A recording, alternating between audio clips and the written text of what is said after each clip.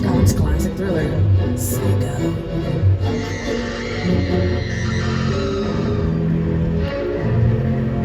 Do we have any fans of Psycho?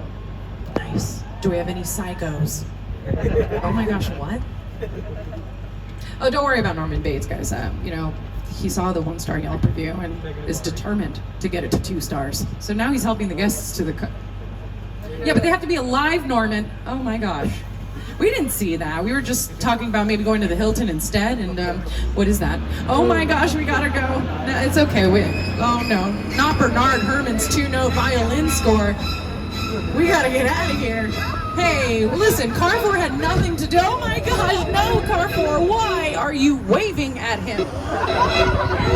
Okay. Interesting choices back there. Oh, every time we head up towards the Psycho House, I feel like Paramount, she's also heading up there to find out what's really going on. Listen, if you head over to the Academy Award Museum in LA, you get to actually see some amazing archival storyboards from Psycho. It was in our stage 17 where Marion Crane took her final shower. From one chaotic set to the next, we're taking you to the crash site from Steven Spielberg's War of the Worlds.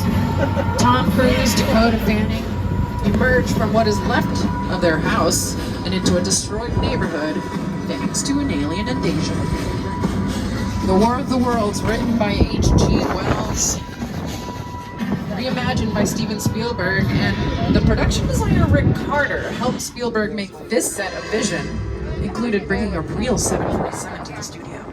The airplane crash site set is a perfect example of a set that is all designed around the vision that Steven had. Hiding behind, that is a practical set log cabin that was featured in The Great Outdoors with John Candy and in the Paramount Plus production, Picard with Patrick Stewart.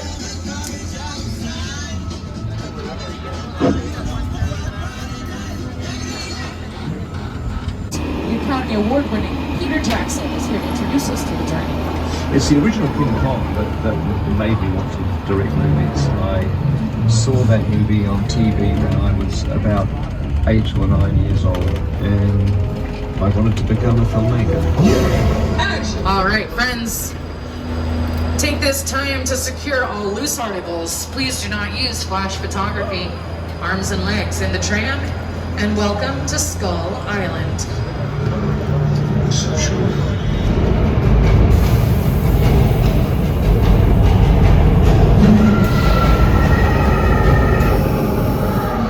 Okay, glasses on, everybody. Whoa. We're back in Skull Island.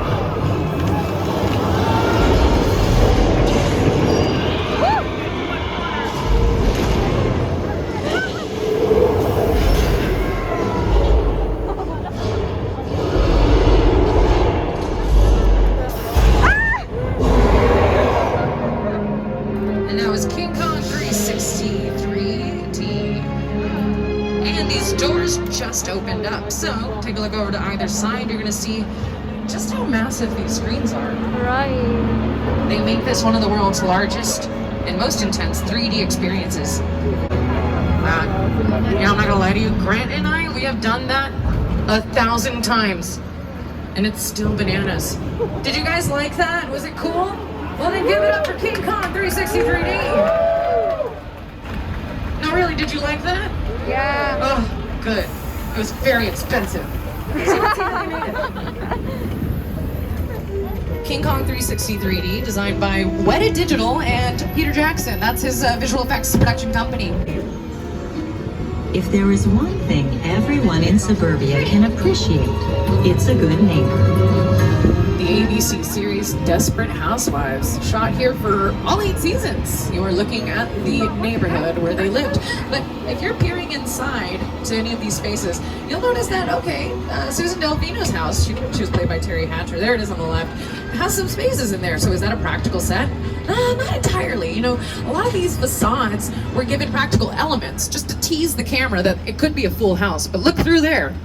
That's the San Fernando Valley in Lynette Scavo's living room. That is obviously just a facade. So all of those beautifully furnished living rooms and kitchens and bedrooms of the housewives, they were actually built in the sound stages that we were traveling right by on the front lot. Now, at the end of the cul-de-sac, though, we do have a fully practical set.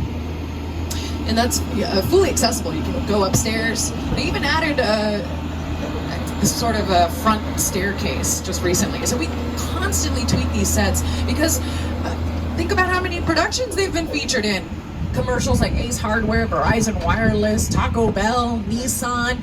I know you guys are fans of the Emu Limu from Liberty Mutual commercials. A lot of those Liberty Mutual commercials filmed right here on our lot.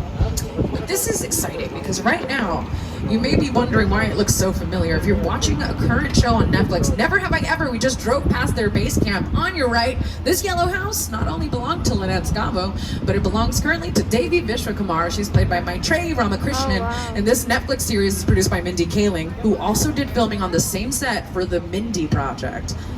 Amazing stuff. And I know you're wondering what's going on with that lavender house. It looks a little familiar, kind of spooky.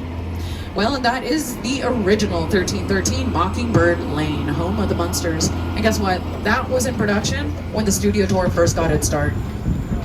Yeah, we're pretty cool. But now we're back on Steven Spielberg Drive, and it's gonna take us all the way to the tippy top of the mountain.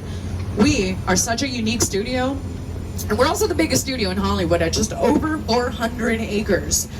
And like I said, we use all of the spaces for filming. Now, we don't need to send the entire cast and crew out to a national park or a cabin in the woods.